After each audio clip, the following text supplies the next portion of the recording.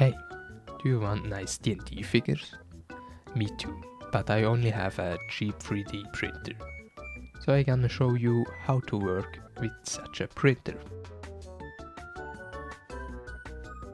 You got your 3D model from Thingiverse and now have to adjust the settings for the print. I have no idea what I'm doing here. The next step is to print your figure. That's the easy part. Noob tip. If your 3D printer is on the ground, you get the real aesthetic of a 3D printed owner.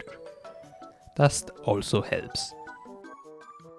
Of course, I do not have a fancy preheated bed, so I separate very carefully the figure from the bed.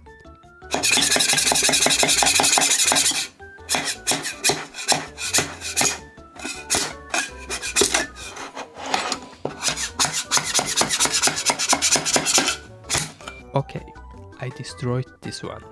That's why I printed a version of the figure that you can glue together. Noob tip.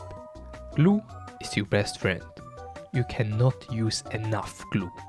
Expect when you start to feel dizzy because of the glue. For final polish, I use a lighter to make the surface more smooth. But don't use too much fire, because the figure just starts to melt, and I'm not sure how safe burning glue is.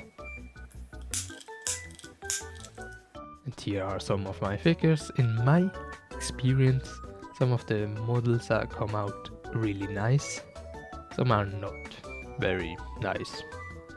I hope this video was helpful, or at least you can connect to my pain. Thanks for watching.